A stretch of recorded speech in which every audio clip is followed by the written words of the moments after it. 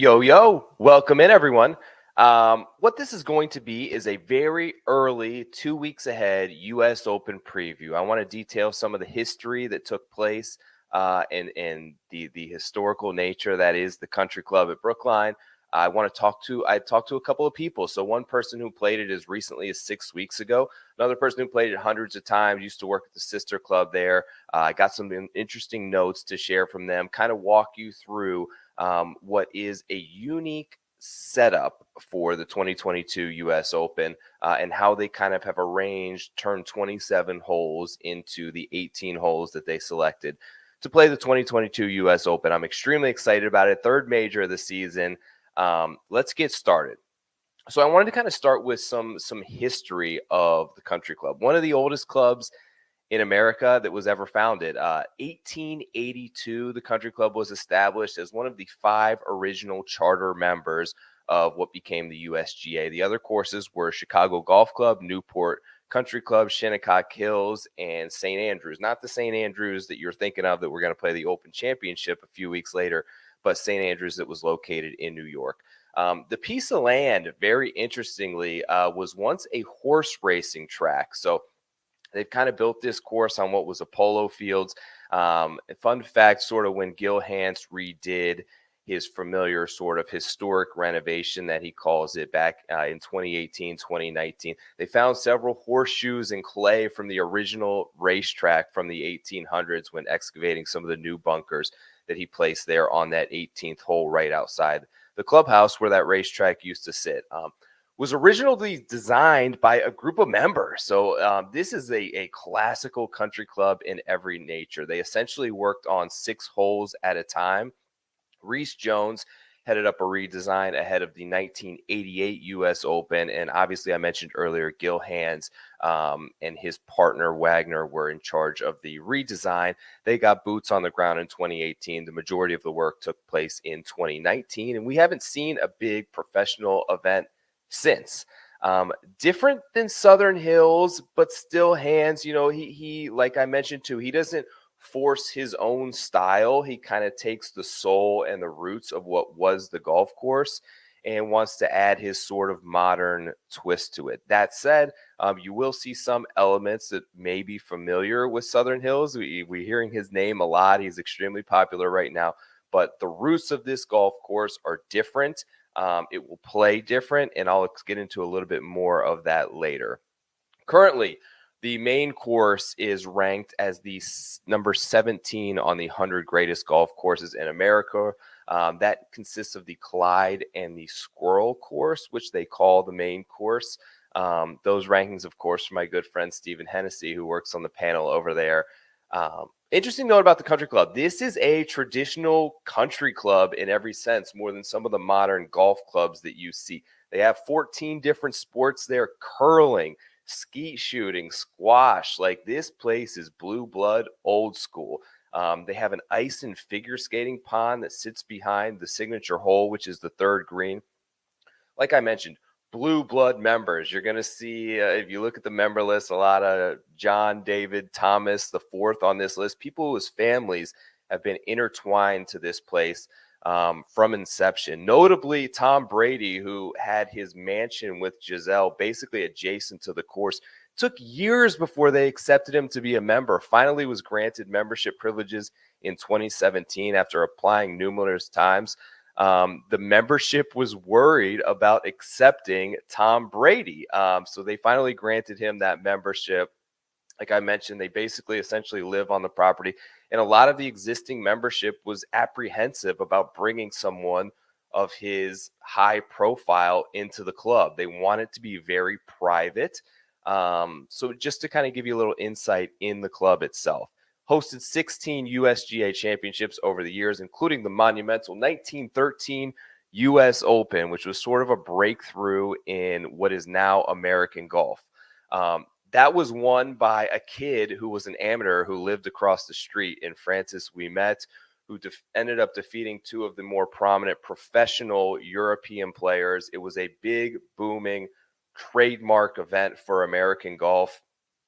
He was able to win this event in a playoff. In fact, all 3 U.S. Opens 1913 won by Ouimet, 1963 won by Julius Boros, and 1988, which was won by Curtis Strange, were all won in playoffs, which of course at the time for a US Open was an 18-hole playoff, which took place the next day. That has been changed. So the USGA now operates, I believe it was instituted in 2018 as a 2-hole aggregate playoff. Not nearly as fun as an 18-holer the next day, which of course we remember Tiger and Rocco most recently dueling it out at Torrey Pines in 2008. It's a major that has gone the longest since its playoff. So they also had the 2013 US Am here. So some notable performances. I know that's going back and these guys were very young, but I wanted to sort of point these out. Winner, Matthew Fitzpatrick, won 7 matches and over the first 2 days of stroke play shot 137. Corey Connors finished 4th, so he won 5 matches and shot 143. Scotty Scheffler, world number 1 player, finished 8th that year, won 4 matches, shot 144. Xander Schauffele competed in that, was 9th that year, won 3 matches, shot 140 in stroke play. Bryson was 16th, but shot 138 in the stroke play portion. So pretty good. Only 1 shot behind Fitzpatrick before entering match play. Some notable miscuts, I guess you could say notable. I'm just sort of putting these out there. Cameron Young shot 145, missed the cut by a shot, was only like 16 years old at the time. So keep that in mind. Taylor Gooch, Max Homa, Will Zalatoris, Aaron Wise, Davis Riley were some other notable miscuts that I kind of saw on that list. Excuse me. Okay, so let's dive into the actual course itself now that we got some of the history of the club and events that it's hosted in the past under our belts. So it rests on a unique plot of land that struck me as very unusual for what I think of as modern day Massachusetts. It's been described as sort of a rocky, prehistoric-esque terrain. And when you look at some of the drone flyovers, you'll see that. There's sort of this blend of this northeastern meadow fescue grass with this ancient stone formations of rock that really makes you feel the history that is this course. One that you can tell was originally crafted. Like when you look at this place, you can tell it wasn't done by excavators and bulldozers and heavy machinery. This is a place that was designed with pickaxes and shovels, and you can really feel that when you're on the grounds of the course. As we've come to know about Gil Hance, who did the restoration, holds a deep responsibility to the roots and the soul of the original design. He looked at photos, as many that he could find that were clear enough to get some pictures of what the course looked like back then, and performed what he has coined as his historical renovation. So the course actually is 3 9-hole courses. Love a course with 3 9s. So it has the Clyde, the Squirrel, and the Primrose. Extremely fun, I'm sure, with members. The US Open is going to be a composite course that is a blend of all 3. So primarily the first 2, the Clyde and the Squirrel, are going to make up like 14 and a half, I guess you could say, holes, and 3.5 holes will come from the Primrose. Majority of courses like built during this era, right? Late 1800s, early 1900s, old school style golf courses are fairly straightforward. And I guess what I mean is from fairway to green. So a lot of the greens will run parallel with the fairway. So it just kind of extends along that portion, and you'll see a green that runs the same way. This uniquely is not that the way this was designed. There are several, the majority of holes, in fact, have green surfaces that tilt and angle counter opposite the fairway. So it demands that you hit certain shot shapes. So the way that the fairway runs, the green will often run away from that and also angle counter to that. The fairway comes, basically what I mean is, so the fairway can come in right to left and the green will be angled so it slopes left to right. The greens are tiny, tiny, tiny, tiny bent grass greens. They average around 4,400 square feet.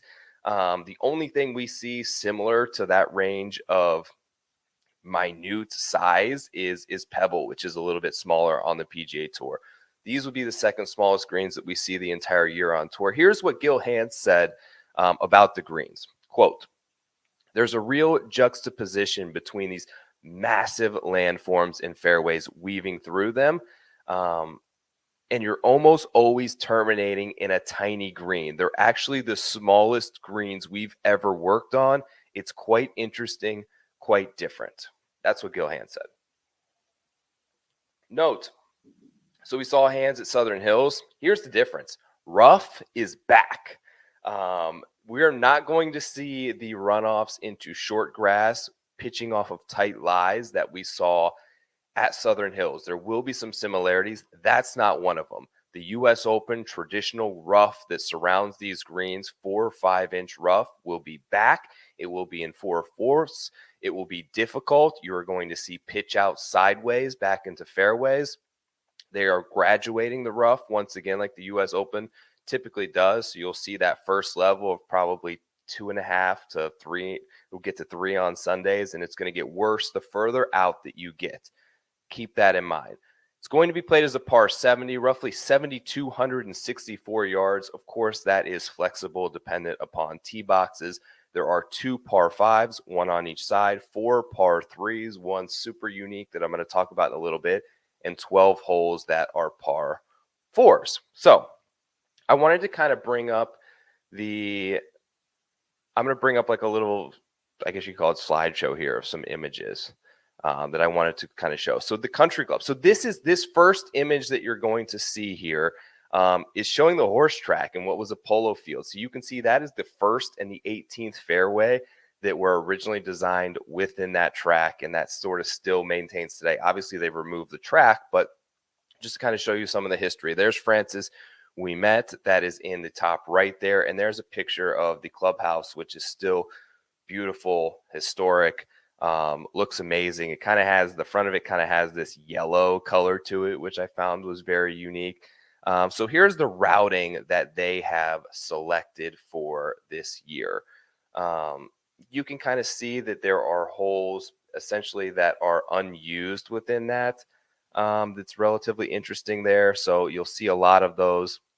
The actual course that they're using, this is a fun fact, was designed by a woman at dinner in the 1950s on a placemat. So I talked to Keith Stewart, who was a member, and actually, I'm sorry, he was the PGA pro at the sister club to this. So he's played it hundreds of times. He knows the director of golf. He kind of gave me this little tidbit, and they were trying to figure out which nines to use for the US Open. That was won by Boros, and she said, why don't we just use the best 18 holes? She drew out the routing on a placemat and said, we'll call it the open course, and that's the routing that they're actually going to put into play this year, which is kind of cool. Some notes. I have some notes from Charlie. Charlie, I hope you're checking this out. My guy Kraz on Twitter played this a few weeks ago, and he sent me over very kind some notes that I hope that he doesn't mind me sharing today. So here's a few of them. He said that the majority of the greens are going to slope back to front. You need to stay below the hole. Over is dead. Undulating greens, very puttable. So they're small. So that makes sense. We probably won't see a lot of 3-putts. Green complex is not overly difficult from a green reading perspective. The speed is going to be the defense. The fairways were larger than he had initially expected them to be. He said it shouldn't be too big of a problem for guys that are good drivers of the ball and accurate off the tee. The majority of the holes he thought have a slight dog leg left, which could ultimately favor players who hit a draw. When I kind of looked at this routing and I went through hole by hole, I would say that does play out from what I saw, yet I don't see a huge advantage. It was like 1 or 2 extra holes where playing a draw could be advantageous. He feel like length is the obvious advantage, but not required to play well here. Okay, so before I get to Keith's stuff, I'm going to kind of go hole by hole, and I have to mention that Derek Duncan of Golf Digest did an unbelievable flyover and hole by hole preview, which I combined some of the stuff that I had researched elsewhere with. So I wanted to give him credit. A lot of these images are sort of snippets from some of the drone footage that he got, but I wanted to bring a couple of important holes into play. So number one, 488-yard par 4, slight dog leg left. It should favor a draw out of the gates. Given the nature that the fairway was kind of constructed along that old horse track, so it basically goes down the long stretch and then turns. where the track would have turned, which I thought was pretty cool. It's one of the only holes, given that it was on the track, that is flat, and everything is basically in front of you from tee to green. 488-yard par four out of the gate. Certainly not anything that's super easy, right? Here's number two. I thought was a really cool and fun par three. 215 yards straight uphill the entire way. It gets even longer given the climb, so it's going to play longer than 215 yards. You'll notice the fairway that you can kind of see running up the green, that you can kind of see it there in the image that's on the left. That's because this hole plays as a short par four for the members. Tiny green for a hole that's this long and uphill, well protected by bunkers, will be difficult. Now, I wouldn't classify this. I mentioned 7,260 yards is the yardage they're going to use. I wouldn't say it's a particularly long course, but it's also not short. And many of these holes, given the nature of how the rough is going to be so thick, are going to require you not to go full send, essentially, off the tee. For instance, the third hole, which is considered their signature hole, is a great example of this. 499 yards, long hole, but not obnoxious by PGA Tour standards for the par four. Here's where the difficulty is. If you've ever played, you see there the main image is going to show the bottom of that image is the fairway at around 270-ish yards. As you get to 300, you have that narrow chute, and this picture doesn't really do these two massive mounds a whole lot of justice. If you've ever played Tobacco Road, right, the first hole is kind of like this. You have the two massive mounds, and you have kind of a hallway that goes in between the two that you need to aim your tee shot at.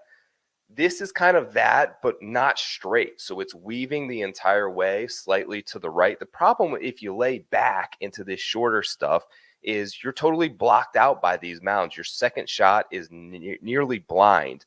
The width of this, the middle of this fairway between the mounds at around 300 yards is 9 yards wide, guys. Pace out 9 yards. That's insane to hit something 300 yards into that sort of green. The green, as you can see right behind it, careens down right into that water that makes up the ice skating rink that they use during the winter months. But it will, like, it's firm. And if you're far away coming in with a long iron and you get a hot bounce, it's going to run right over that cart path and into the hazard. Difficult hole, will be one of the most fun for sure. Number 5, 310-yard par 4. So I went back to the Ryder Cup. A lot of these guys are going to try to drive this hole. However, the green is literally minuscule.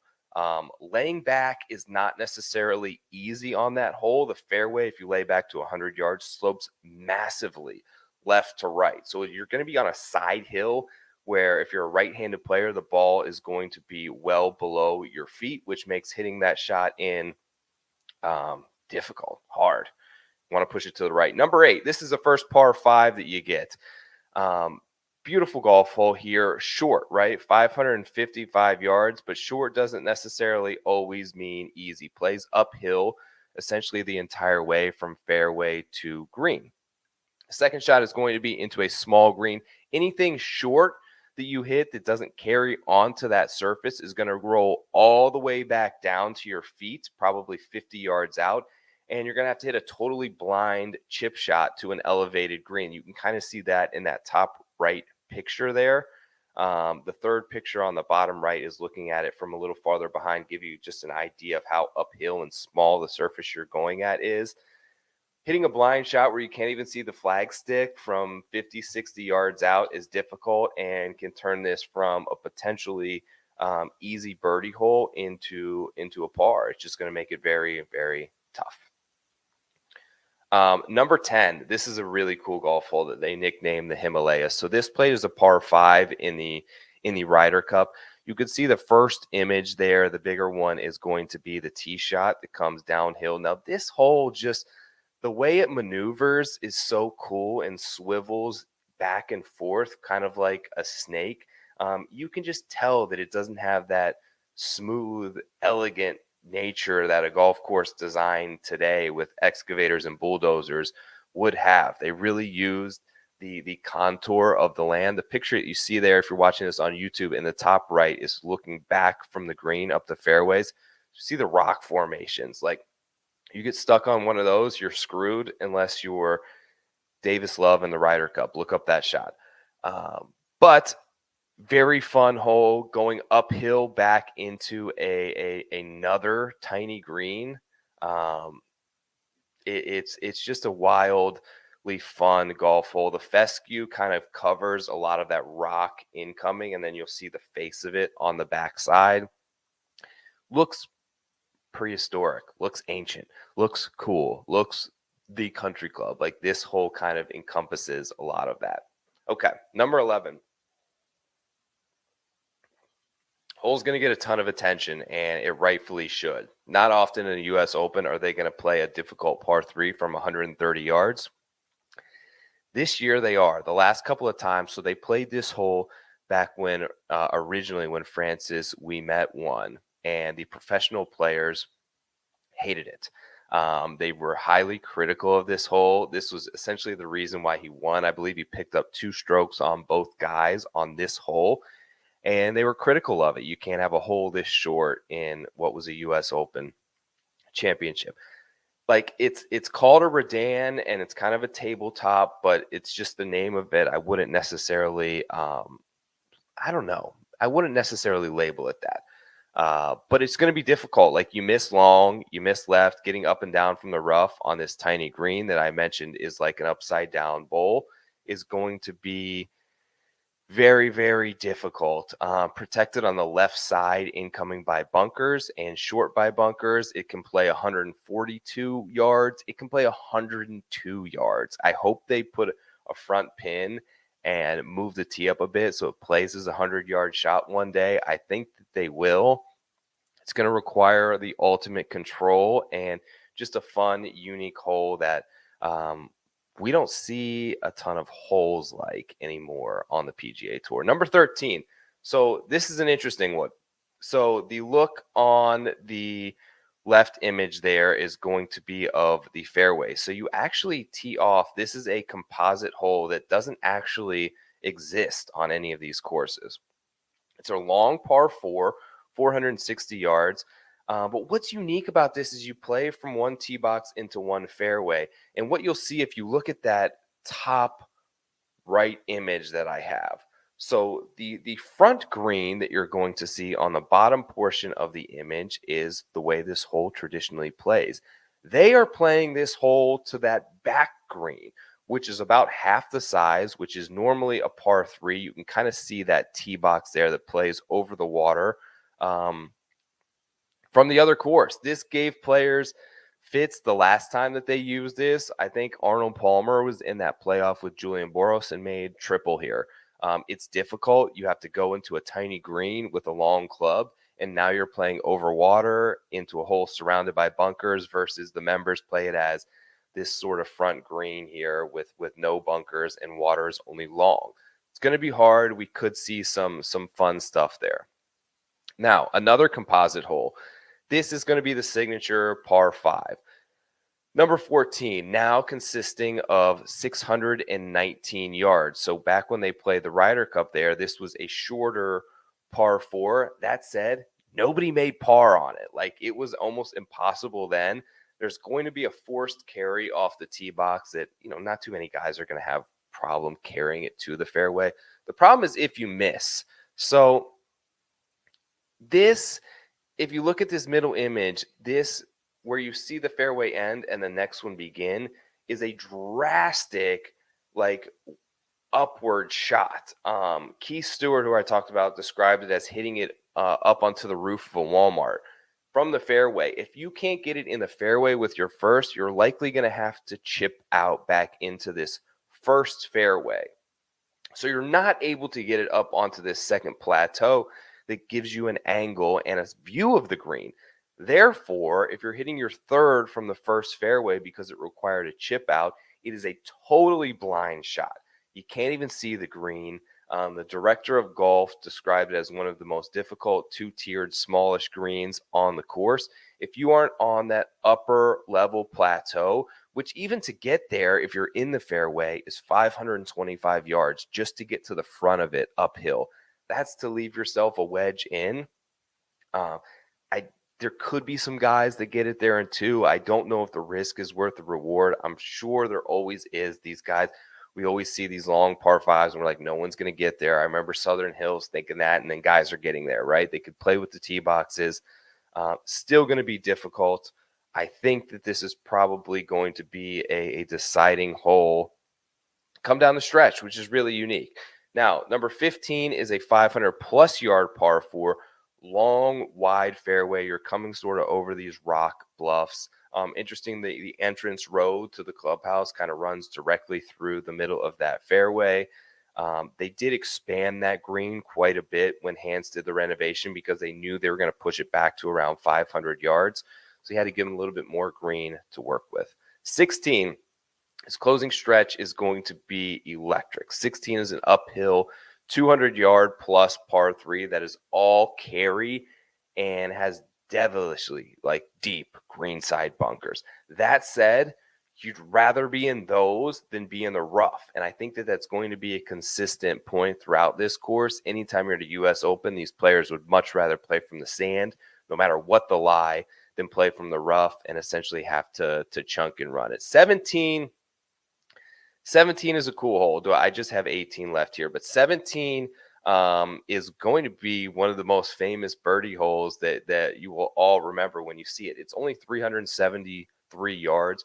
It's a sharp dog leg right to left. The longer hitters or guys who can play a draw will essentially have the opportunity to cut the corner there and give themselves a great look at birdie. Been a number of historic birdies on this hole throughout the years, the different U.S. Opens, and you'll remember probably the most famous celebrated putt to have a match and win ultimately a Ryder Cup in history, when this is the spot where the place went bananas after Justin Rose hold that what was essentially a lag putt across the green and hold it to secure the Ryder Cup comeback for the United States in those ridiculous shirts. The place went nuts. Boston gets into it. That'll be a fun hole that probably, if you're looking for an opportunity, it provides it, right? You can go make birdie there if you want. 18, 451-yard closing par four, relatively flat. So you're really the only flat holes that you're going to get are number 1 and number 18. May look relatively pedestrian and serene, but it's anything but. You're playing back up the old racetrack toward the clubhouse. Left has those bunkers sort of protecting it. What Keith said to me really stuck, and he described it as, you're dead if you're in the rough, and you should consider just laying up out of there to get to a decent yardage so that you can play with a wedge from the fairway, because the green is shallow. It's tiny. If you're coming in with anything shorter than an 8-iron, it's almost impossible to hold it there. Now, it's protected in front by what you'll see in that top right. That is like a scallop bunker, so it comes all the way up, probably higher than the players' heads that are going to be in it. That's going to protect right in front of it. Like I said, if you hit it in the green coming out of the rough or with a longer incoming club, you're likely to end up behind the green and then having to work against the slope coming back down. Going to be a difficult closing par. He said it was the perfect microcosm of the challenge that is presented by the country club. So good stuff there. I hope that gave you a little bit of insight into some of the looks that we're going to see from a lot of the different golf holes. Like I mentioned, I talked to Keith Stewart, who was the head pro over at Brayburn. He runs the Read the Line newsletter. He's got his own podcast. He's on ESPN in New Jersey with the Pro Show. He does fantastic content. Make sure that you check him out and read the lines. But like I mentioned, he was the head pro over at Brayburn, which is their sister club. He's played this literally hundreds of times. Here were his sort of notes that he sent me, and I hope this is helpful to you. Aggressive, natural terrain, bunkering, no depth, not a lot of room to stop the ball if coming out of the rough. If you don't hit fairways, you really have to consider just laying up back into the fairway and trying to get up and down on your third shot. Short game, he said, will be equally important here as it was at Southern Hills. That said, totally different dynamic of short game. Um, the greens are different, but mostly it's going to be coming out of 5-inch rough and not coming off of short, tight lies. You're going to look at guys who chip well out of thick rough, like Patrick Reed comes to mind, maybe some guys that play around the greens at Riviera. I asked him for course comps, and the one that he and I both kind of agreed on, like TPC Potomac, not a bad comp. Due to the elevation changes, due to how tight some of the holes were, due to how this thing plays. Homa, Cameron Young, Rory, like these are the guys who played well there. I think could play well again here. Southern Hills, he said, is a decent comp. You just have to understand the nuances of the difference, but rewarding shot making and creativity, we could see a lot of the leaderboard crossover, he said. So while it's different, players like Justin Thomas, players like Will Zalatoris, players like Mito, Cameron Smith, these guys who are really creative, Gil Hanse tends to reward that type of player, and that's what he wants to see. He told me that Gil, he knows him a little bit, but he loves shot making, and he would have been a huge fan of like Sevi and probably not a fan of like Faldo. So these players who, I don't know if this is the right word, but are robotic in a sense. I'm thinking like Morikawa, Hovland, like those aren't the type of players that he wants his course to reward. He wants Justin Thomas's. He wants Cameron Smith's. Like the players that have the ability to hit a bunch of different shots and really think and be creative. That's the type of player that Gil Hanse really likes. Some other courses that he mentions, Aronimink, Oakmont. I thought those were both interesting comps. Riviera, he said, but none of these, even Southern Hills, even Riviera, which you think of that big uphill climb on 18, none of these possess the type of elevation ups and downs that this course is going to have next in a few weeks here. So he also mentioned that he talked to Jason Gore and John Bodenheimer, who have been key elements in effectively choosing the setup. So they are definitely going with this graduated rough. So look into how far does your guy miss it off the fairway. If he's missing fairways, good drives gained is a good stat for this. Like distance from fairway is a good stat from this. Like Corey Connors is fantastic at this, where if you look at when he does miss, how close is he to the fairway? Playing out of 2-inch rough versus 4.5-inch rough is going to be a big difference. These guys who hit it really far, if you're 1 or 2 degrees offline with your contact point, you're 40 yards right of the fairway, and it's trees, it's rocks at times, it's 5-inch rough. It's going to be tough for them. I think accuracy is going to be important, but as always with the U.S. Open, power matters. So even though this course is only 7,200 yards, you may not hear a ton of it, but I do think that distance off the tee is going to be a factor. You just got to keep it straight. Not really going to concern, and he said this as well, too much about putting. Don't worry about 3-putt avoidance. Greens are so small, 4,400 square feet on average. Your hardest putts are going to be maybe like the short ones, 5-6 footers. So maybe looking at that. Chunk and run, like you're going to have to play a lot of those out of the rough around the green. It's not going to be these little nippy ones that you saw a lot at Southern Hills. You're going to have players that, like, think of Memorial, like the rough this week that we're seeing now as Memorial takes place when I'm recording this is a lot going to be like the rough there, except even more severe. So you'd rather, just like at Memorial, you'd rather be in a greenside bunker than the greenside rough. Now, another note, 175,000 tickets, and this thing is sold out. A Boston-esque crowd can tend to really get behind their guys and get rowdy. So a Northeast contingent of players, I expect to have a lot of support. And let's think about Boston for a second, right? Heavy Irish contingent. They will be out in full force. The drinks will be flowing. Keith mentioned that he's going with a bunch of Irish guys, and they're going to get behind and support and get raucous for Rory and Shane Lowry. I expect them to have a ton of support. How they deal with that is kind of up to them. And I'm going to leave you with this. And Keith kind of brought it up, and I thought that it was very interesting. He said that he's so excited to see this place because we're not going to see a place like this on from the television and the drone shots in a long time, and we haven't. It's going to show on TV like nothing that we've seen. So this is a comparison that he kind of made. I hope I'm saying it right. So Augusta is classically appealing in a way to the eye that we just love seeing visually. It's beautiful. It's Augusta is the clean shaven, high and tight, stunning, beautiful, elegant golf course. This is going to be equally as beautiful, but in a different way. So this is like beautiful in a sense of like the modern day person with the 5, 6 day stubble, patchy beard, woke up, underslept, maybe had 4 or 5 whiskeys the night before, but still picturesque and awesome to the eye. And people are going to absolutely love it. I cannot wait for the 2022 US Open. It's going to be another fantastic event and an epic run of golf that we're on. I'll be back as we get a little bit closer to talk about really honing in on the stats that I think are most important and the players that I like and I want to bet. Thank you for checking this out. My name is Joe Idoni.